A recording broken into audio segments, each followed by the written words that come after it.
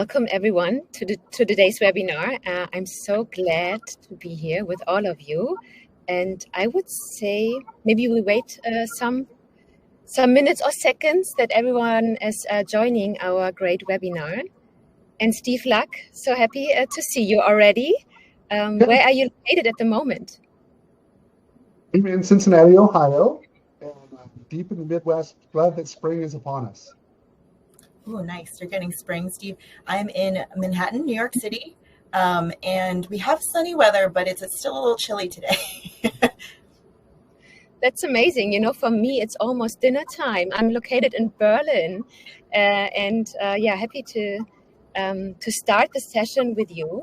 I see already people joining, so I would love maybe to just start a little of introduction. So as we move deeper into 2025, HR leaders are really being pulled in all directions, like cost pressures, AI disruption, stricter RTO mandates, and really a shrinking focus on DEI.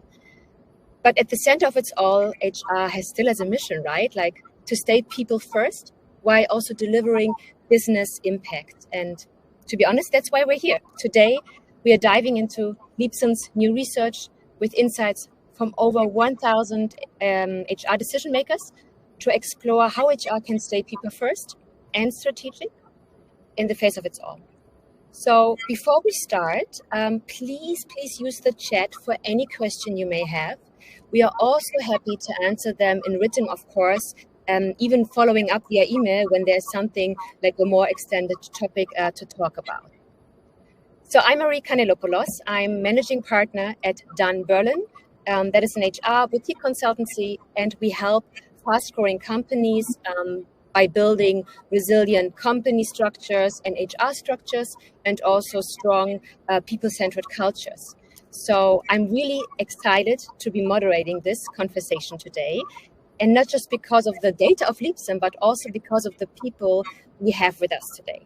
So before we get deeper into the insights of the report, let's get to know our brilliant speakers. So Lak Dr. Chitra, VP People at Leapsome, and Steve Brown, Chief People Officer at La Rosas, are joining here. And Lak, Steve, thank you so much. I'd love to maybe give you a moment to introduce yourself. Yeah, happy to kick off. Great pronunciation of my name. Thank you, Marie. I'm VP of People at Leapsome. I have been in the HR tech and startup space for close to 20 years. I like to say I've seen a lot of things. Seen it all, maybe not yet, but seen a lot of things. Had a lot of really great adventures at fast-growing companies, as well as, you know, when you hit the economic downturn, all that. So really excited to jump into these topics with you all today. I'm really proud of the team for this report, and really excited to engage in this conversation with Steve and you and Marie. Thank you. My Steve. turn. Okay. Yes, turn.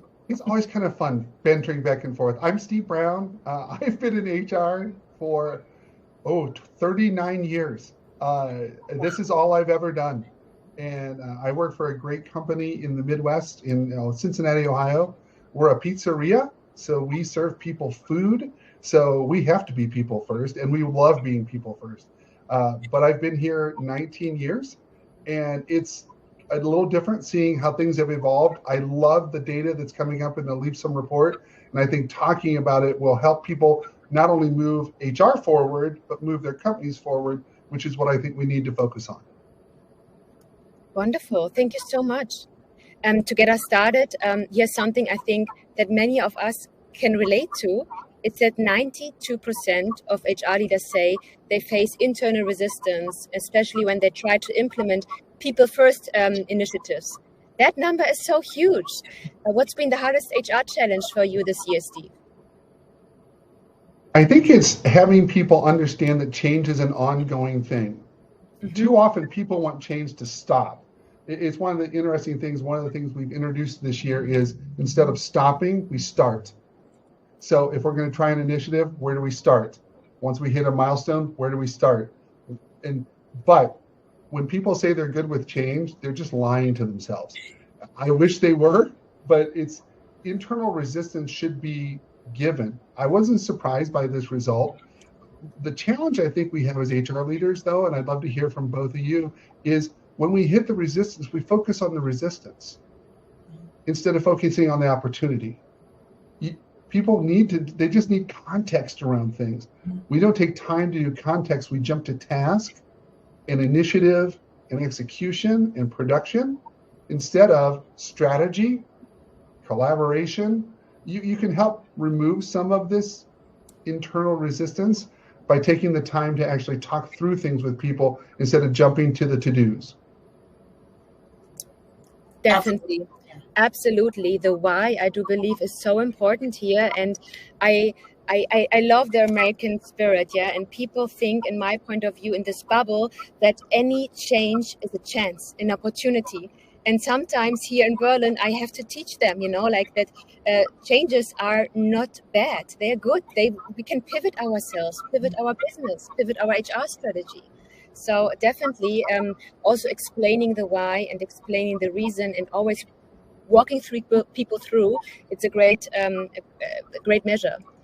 Luck, how do you see this? What is your biggest challenge? Yeah, absolutely. +1 to everything Steve said. I do think there are these like mindset shifts that we need to go through. And I think the biggest challenge I'm feeling right now, even across a few companies I've been at recently, people want to grow. There's this urgency of like, I need to get better. I want to get promoted. And in this current economy, like things are tougher, like the growth, the promotion, the salary increase, things are tougher in a tougher economy, right? But it doesn't mean you're not growing, and it doesn't mean you're not learning. It doesn't mean you're not developing and moving forward, but it's hard when you're not having that context.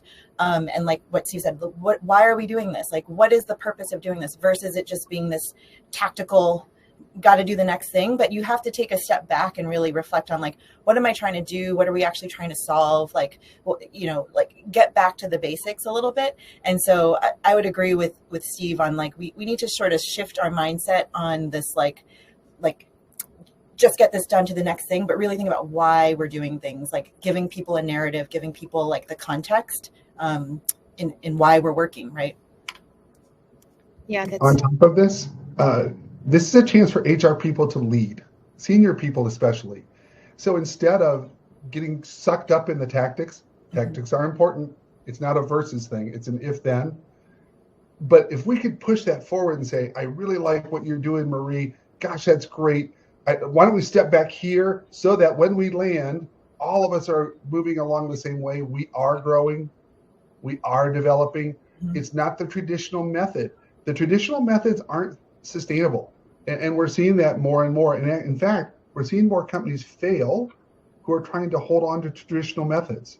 So even the idea of people first is radical in HR right now. So it's a chance for us to push things forward instead of sitting back and being reactionary as HR leaders, which I still see. It's really unfortunate. It's a chance for us to drive the change instead of being overwhelmed by it. Absolutely. And Steve, like what you said, it's not like people first means like business last, right? It's like they're together. They work together. Yeah, that I couldn't agree more.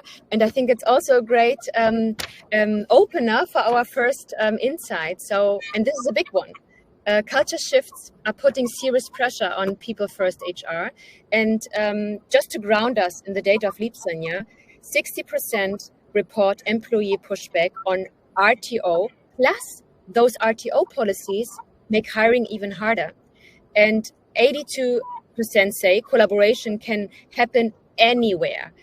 79% believe in flexibility that drives productivity. So those Leapsome data really show that there's a real tension, and HR leaders are under pressure to enforce RTO, but employees and even candidates are pushing back. And I'd love to hear from both of you, how are you navigating these tensions between workplace flexibility and organizational needs, maybe in your own organization? Luck, can you give some insights about how you're navigating these tensions? Yeah, happy to. I think the start of it is that you just got to be clear about what's going on. I feel like the whole world has felt like we flip-flopped. We went from like everyone was in the office, and then we had COVID, and then everyone went out of the office. And obviously it worked, right, for 5 years. And now folks are shifting back. And I think we're just assuming like hey, certain industries you have to be in and certain industries you don't. And there are different business reasons. At Leapsome, I think we're very lucky that we really value flexibility. And so we've intentionally created a very clear hybrid policy. And we're global. So we've got a team in Germany and a team in North America. And they're slightly different policies. In the US, we want twice a week because we were building a culture. We're a smaller office. And so we wanted to come together. So we said that up front to folks. And in Berlin, we've had a stronger culture. So we say, hey, five times in the office, right?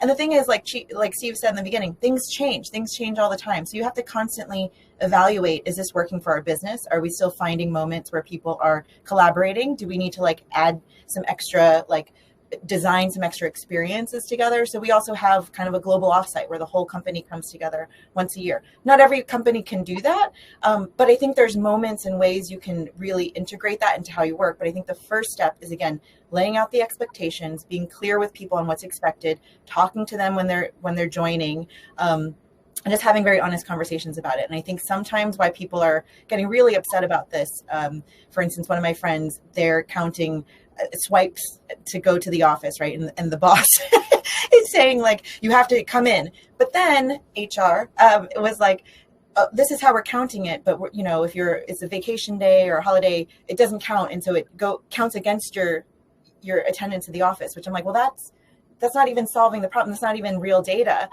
So I think companies have to be more clear about what's happening and why things are happening. And then people can choose, right? Then people can say, I can't go to the office, like for whatever reason. So I'm going to choose a remote first environment, or I like hybrid. I like interacting with my teammates.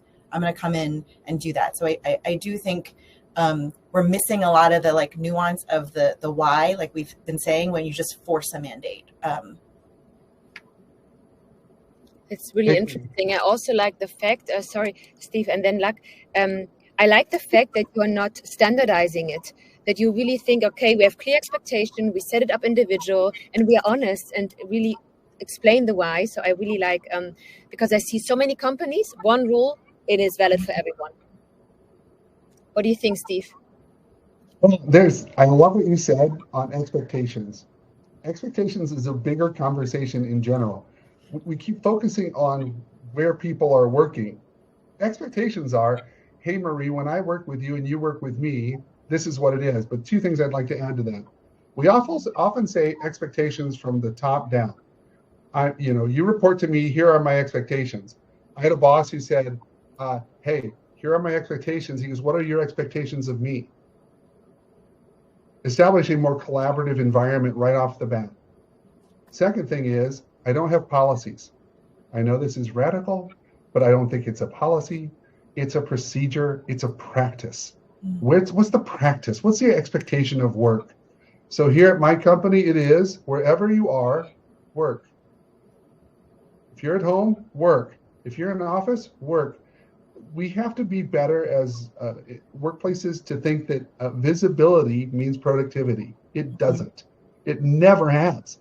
If I'm in the office, I could be on my computer on Amazon all day and you wouldn't know it unless the IT people rat on me. But there's, the idea that visibility means productivity is missed because we're focusing again on productivity, not people first. If visibility meant I get to work with you, I get to see you today, we can communicate differently online. Hey, we're in 3 parts of the world right now. You can be engaging online or boring and awful online. We're talking about where to work instead of how to work. We have to change the conversation. How to work is where our focus could be and should be. Where we work is irrelevant. Oh, that's a nice sentence. How to work is the focus, not where to work. Yeah. I just stepped out this morning, had a business lunch with someone who was working for Meta and eBay, and he was exactly telling me I couldn't leave the office because my manager was still in there. And this is just great that I hope that we change, and that visibility it's not the fact, but I do believe also that trust maybe needs to play an important role in this scenario. Absolutely. Yeah. But I think a big difference is we're still in an employee-centered workforce. Mm-hmm. If employees don't see that their needs are being met, flexibility, value, expectations, they'll leave. Mhm. And in the past, it wasn't like that. It was go to work, show up, go to work, show up. Now employees are like, if you can't meet my need, I can go somewhere that will. I don't think that's going to change. I think that was the biggest shift that happened from the pandemic, not the remote hybrid piece. It's if you're not meeting these needs for me as an employee, I will find them somewhere else. Yeah. So true. Mm-hmm. So true. I would love to hear another point, or your point of view on the next topic. It's also a biggest trend. It's about AI. AI is everywhere in boardroom conversations, vendor demos, LinkedIn posts. It's also, of course, shaping our HR world. And Leapsome's data confirms what many of us are already feeling, that 73% of HR leaders say the organizations are restructuring due to AI. And of those, 85% say it's happening already this year. But here's the challenge. 62% report that there is a significant AI skills gap, and 60% are seeing employee resistance. And a massive 94% say not upskilling staff comes with major risk. For instance, we have higher costs, right? We have a lower productivity. I mean, investing in AI, it takes time, it takes money, of course. And I would like, to talk about this with you, because executives are pushing for AI adoption, but most HR teams are still catching up. How do you handle this internally? Like, do you have the same topic on your table? Luck, can you give me some insights about how it's working with an AI in your organization? What a hot topic. Yeah, a big topic. I would say, what your prompt, Marie, was, HR leaders are feeling behind on AI. I would say any leader is feeling behind on AI, except for maybe those that are specifically working on AI machine learning within the organization. And I say this because I think it's a universal issue. I think it's going to change how everybody works, right? And of course, HR is in the seat where we can actually help orchestrate and design how the skill gets integrated into the organization. But I would say some of the key things that are barriers to this, and we at Leapsome really are leaning into AI. And so we believe it both in our product, but also within how we work. So we've got a team that actually has AI ambassadors across every department, just because, again, it's so important across all departments, not just HR or tech, what have you. So it's a unique position, right? But I would say one first step in that is making sure, do we have an AI policy for people? You can't just go willy-nilly picking AI tools and then putting some company data into it. So I think you have to start with some planning, which has been a theme of what we're talking about. Think about, what are we trying to solve? What are we trying to do? We know that AI can give us all of this power and productivity and all these things, but we don't quite know how and where yet, right? So I feel like everyone's in this AI race, but we haven't decided where are we running to? What do we do with this? I was reading another, I think, HBR article about, hey, so people are using AI in some capacity, and then they have some productivity. What are they doing with that productive time? Are they actually applying it to something? Are they actually just taking a walk? How are they? Is it self-care? Is it extra work that they're doing?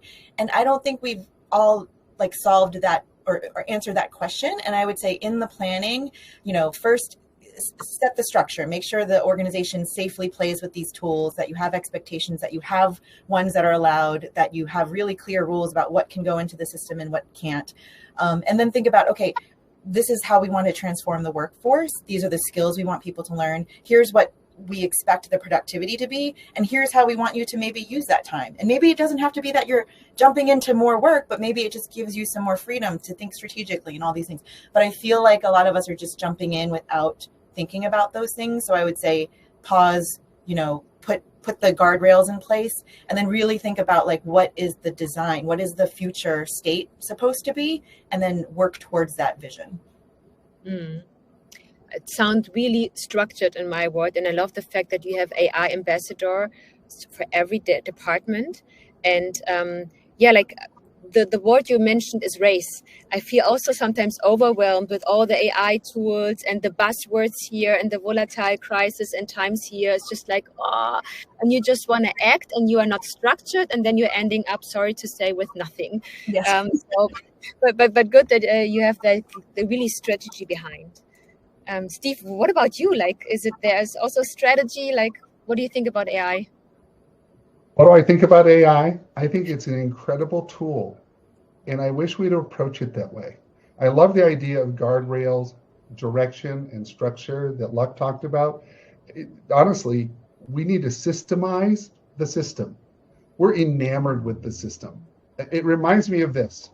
Before we had these, we had a cell phone policy. I've been in HR since the dawn of time. We're like, people shouldn't use their phones. And you're like, what? And then social media came up and we freaked out then. And then, flexible workplaces. This is the newest thing. Now, it's redefining how work is done. That's the difference. But so did phones, so did laptops, so did, return to work policies. I mean, all these things just keep reformatting the workplace. If we learn how to use it well and develop people, hey, Steve, you have more time. I'd like you to take on this. One of my team just recently, I said, hey, I'm not sure what to do. And I came with a question and I'm older. And she goes, oh, chat GPT, question. I said, that's cool. But what's the nuance? Some people are just relying on it like I typed it in and that's gospel. That's a miss. Mm-hmm. So I think we need to teach nuance along with the good tools. But to ignore it or to be afraid of it, it's happening now. You can keep ignoring it and be afraid. It's going to happen anyway. Yeah, I also do believe. For me, AI is the perfect intern that give me impulses, but really to fine tune to just fine tune it. You have to be human, and you have to also use your own expertise and your own knowledge. Steve, do you think we are overlooking this human side when we are talking about AI adoption? Yes, we have a call center here, and we've tried AI out, and it answers calls. This is not new, but it'll say, hey, my pizza didn't have cheese, and it knows what to say. And it's perfect. But you have to watch it because it gets 99% of it right. But we've had people come back and say, that was a great answer. That's not what I was asking. Because the machine, it's a machine. It can't understand nuance. Although implementing something like this saves us so much time and allows us to upskill. In the report, I thought the upskilling piece was huge because when you talked about Luck in the last time, development and growth, upskilling is where it is. Organizations are flat. There aren't 20 layers anymore. So this ladder thing is gone. But upskilling and making you broad and deep, it's endless. So I think on the AI front, you can use it as a diving board to help people develop more. Yeah, absolutely. I think, Steve, what you're talking about there is just like staying curious about it too. Like it's new technology, like anything has been, right? And my son, gosh, he knows to talk to the robot. He'll ask it questions all the time, right? And it's so funny that this is just part of your day to day, but he's 5, right? And so like they're going to grow up with all of this. And I think it's just, how do we approach this in a curious way with the guardrails, with the structure, where we're learning how to use it and partner with it better? Like Maria, I like what you said as an intern. Like I like to think of it as like, my coach, my co-pilot, like, hey, is this right? Is this a partner? Like, what do we think about this? And I think there's so many different types of tools even to work with. And so I think that there's a lot to play with, but again, you have to figure out where you want to start and create like the structure around it for folks. Cause I think everyone feels like we are like, there's a race, you got to catch up, you're behind. And instead of that mindset, again, shifting to be more like, okay, let's be curious about this and let's see how we can upskill our team and create new skills. Create new skills. For me, it's super highlighting the fact that we can use it for upskilling. And it remembers me on my situation. I had AI came and I was like, okay, now I have an AI manager. It will be this person and we have 10 tools. Now 1 month later, there have been 15 tools. We got overwhelmed and we lost our track. So having your advice, like being structured and focused and, like planning it would have helped my organization. Was there something like you have experienced what have worked really great and what not? Like a practical story to tell or an example in your organization? Like for instance? Well, I think we're going through it right now, and I think it's also like, hey, do as I say, not as I do. But I think we're going through it, right? Like someone on my team has more interest in some of the technologies and how to do it, and so we've practically just assigned it to right now for recruiting, for instance, right? So something where we can apply within a domain of like, hey, this is what we've been doing. We're starting to recruit again, and so how can we now, a few years later after the mad rush, apply an AI tool that can help us benefit from this, right? And talking through what that looks like and how does that change our workflow internally and what will that do.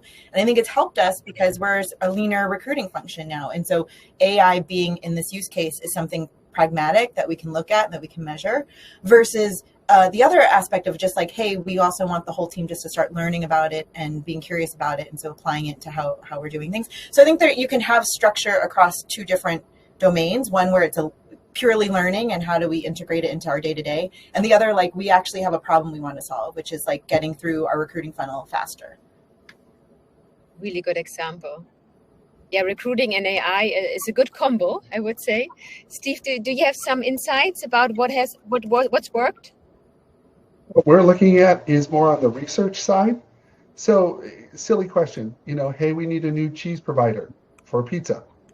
So instead of somebody sitting on a phone or sitting on Google and stuff like that, you can ask AI and it'll throw, here's these people. So it eliminates so much time in older methodical processes. So I think for us as HR leaders, to be business leaders, we should look for the business opportunities as well as those functions that are happening within our domain, such as recruiting and stuff like that. But we can come in and say, gosh, Marie, you seem to be struggling. Have you ever thought of doing this with this tool within these guardrails? So I think it's another good opportunity for HR leaders to help move the business forward by making people aware. People are so caught up in the day-to-day, they don't know how to lift their head up. AI allows you to lift your head up. And when you lift your head up, you can see this whole new landscape you never thought about because we're limited by our biases and our experience. And so we go, well, I know this cheese provider, as an example.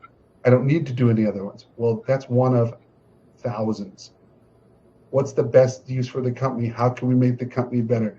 So again, get out of the trend and the awe and the fear and make it a tool and it'll work. Thank you. I get so many insights about like how to deal with AI, still having the human side. And it's really nice that you are also searching or using this for research, so you get also more time and resources. So I think having this in mind would release also so much pressure on us. Yeah, like we are not replaceable or irreplaceable, but we have like this assistance. Mm-hmm. Let's move into our final insight, and honestly I think it's the one that gives us also hope. And HR's role is expanding, and so it's its influence. And the data of Leapsome's report makes it clear. 84% say HR is more strategic than a year ago, and 92% feel ready to drive business impact, and 85% already have ownership in key business decisions. So in my point of view, it means that HR isn't just being invited to the table anymore, we are also building the table. Do you feel the same shift, Steve? Oh, heavens, yes. I would say that 95% of my day is strategic. I have an amazing team. I'm very fortunate that I have a team. They handle strategic things and day-to-day things. But my day is creating, thinking, and driving. So, real quick, we have this on everybody's desk, that we are people first. Can you show it a little bit more?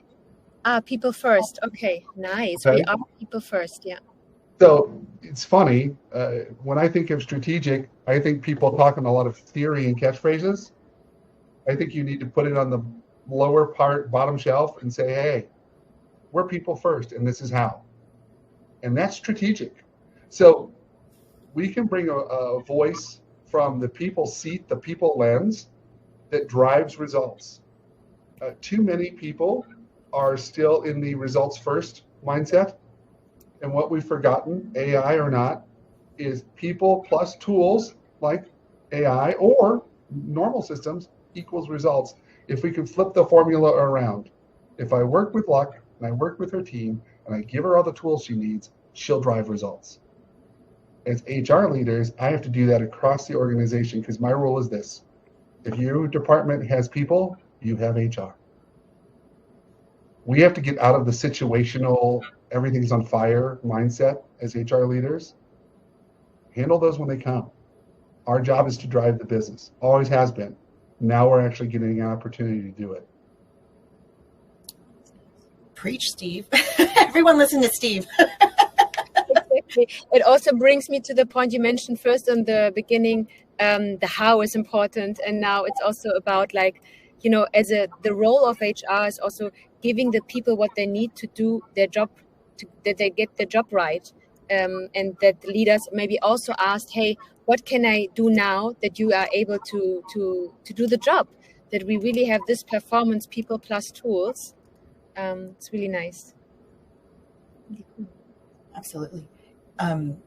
Steve, I love everything you had to say. And I think you're absolutely right. When people think strategic, it has to be all these buzzwords, but it can be as simple as like people are our priority, people first. Like we do things from our policy to how we treat people like adults, like to come into the workplace. And it's so effective. And it really does, we talked about the biggest challenges right now. People have choices. People can go to different employers, right? And I think the choice and really good, smart people care about the work that they do. I think they really are invested in how they work and where they show up and what they want to do. And I think if you give them, the runway to think and do and create, you unlock so much for the business and for the bottom line and for all the things that the leaders want you to have. But at the core of that is fundamental, like, what drives people? What motivates my people to come in and do really great work? How can I inspire them to do even more? And a lot of those are people first things. And again, people first doesn't mean business last. It means working together to define, the strategy and clarity for people to actually do their best work, wherever that is, right? And I think you hit that on the head. It's just, we're finally at this place where so much, I think with the pandemic, so many things came to the HR function that you didn't think would. And we've owned it. We've taken it on. And I've seen a lot of people in the HR space like need a break, right? Because it's been so much that's on our plate. But what I think is really great is people have gotten to see how HR people think. And just because you think about people doesn't mean you don't think about the bottom line. And it doesn't mean that you don't want the business to continue forward, but you do it in a way that honors the people that have dedicated their time to you. So totally agree with Steve that we're on the right path. Great. And maybe go ahead, Steve. Speak to the people on the webinar. I know you're out there who say, I can't do this. My leaders won't do this. My leaders won't allow me. Years ago, I used to be the person who waited for senior leadership to tell me everything. And they never did. Or they only told me when it was necessary and when it was needed. We are at a day and time where we must be the people who step forward first intentionally. We have to be. You don't need permission, you have permission. After this webinar, from the three of us, you have permission. Because if you don't, you're letting your company fail. It's a giant issue. HR has to be in the lead from a people lens. We're not running the company, but if I help frame the people to do the good things, the company succeeds. And the second thing is you have support. Look at the HR community. Look at this report from Leapsome. Look at that we're talking globally that we are here for each other. You're not alone. Get connected. We got connected before we got on this webinar, and I plan to stay connected with them. You can't just go from a report. You have to have activity. Activity needs support from your peers, support internally, and a drive for initiative. And we just need it. It's missing. Yes. Be loud, yeah, and fight for it, and also trust your inner voice. I think it's super important, especially when you may be also a young HR leader and you're not experienced, and sometimes you have self-doubts. I do believe when you believe in yourself and you mention your point of view, then it will always bring you forward. It will never harm you. Do you also have another advice where you think, okay, we can say this to HR leaders to really lean into the influence and make it count? Yeah, no, I mean, Steve, can I just record you and just have you on my desk to say all these things? I think it's so great, your experience and what you've seen through everything. And I would say that for most leaders, right, it feels scary to do this, but I do agree that it's a mindset thing. And I do think you have to have your eyes wide open. So if you're walking into an organization where you know that they don't put people first, and that's not how you jive, probably no matter who you are, you're not going to get that through, right? So you've got to kind of understand what's going on, what's really driving all of those things, and you have a choice in this. But if you do have that, if you do have the mindset of I have a seat at the table, then understand who that audience is, and like, is this a founder and leader who needs me to share metrics and data, which you can use, Leapsome data or whatever, ChatGPT, whatever you need to do to pull in the data that you need. Is it in the format that they need to hear it in? Is it a different leader that's very visionary and they need to see what other comparable companies are doing? So really think about what's in your toolbox of what you can do to influence what the decisions are. And I think all of those things, showcasing your skill set and how you can think analytically, how you can think, creatively, all of these things are really important depending on who you're presenting to, and use that to then make your case, right? And keep doing it, but keep your eyes wide open to understand, is this an organization that's going to honor these things that I'm bringing forward, or is it not, right? Because you have a choice and you can go somewhere else. Exactly. Ending up with clear expectation management again. Wonderful. So yeah, all right. Before we close out, I want to ask each one of you the final questions. If you had to leave the audience with just one advice to defend people first HR in 2025, what would it be? Steve, you want to go first? Hey, I'm fiercely behind this, and this is why. I truly believe that if organizations don't practice a people first culture, develop a people first culture, and allow people to perform in a people first culture, you're going to be gone. You're going to be irrelevant. It's coming. It's a giant wave. You just don't see it yet. The people first companies are going to drive results we've never seen before, ever. The people first companies are going to be people that want to work at that environment. They want to join that company. So it's not a trend. It's not a catchphrase. It's a reality. And I know that in working for a company who believes in that and has believed in that, and allowing the HR lens to jump to the lead on this, we're seeing a giant difference in our culture. I mean, we just already are. So people want to be here. And not that they didn't before, but now it's like, I get to see you. Hey, Marie. Hey, Luck. How's it going? The last thing is this. If people aren't worth your time, get out of HR. Because that's what we do. It's not a human thing. It's a people thing. So, everybody's worth my time. It's the best use of my time. And I get more done working with people instead of against people. So, and one last thing, quit focusing on the negative first. If everything's always effed and it's a problem, okay, why come to work? I mean, honest to goodness, if everything's broken, why do you have a job? Mm-hmm. It's backwards. It's an old thought of from the Industrial Revolution, let's fix everything that's wrong, instead of saying people are awesome, they want to do their best, let's try it out. When they don't, let's coach them in, go. Can we just record Steve again and just put it on a placard? It's so great. It's so great. I agree with everything you said. I think the people first mindset, I think it goes back to see what you're saying. It's abundance, it's hope, it's these things that the human spirit needs to be able to function and do things. And it sounds all kind of esoteric, but I would say coming, like you said, from an abundance mindset and not one where you have to deal with all the problems, right? And also for all of you HR leaders that are feeling very stifled and hard and you're pushing, you're pushing for the things and you're tired, you might be burned out. You might need a moment, right? Because let's not ignore the fact that it's not all roses all the time in this profession. And what we carry is really, really heavy. But that said, like Steve said, there are more communities out there. There are people that can help coach you to get to the next step, right? Take the next small action that'll help you take it forward.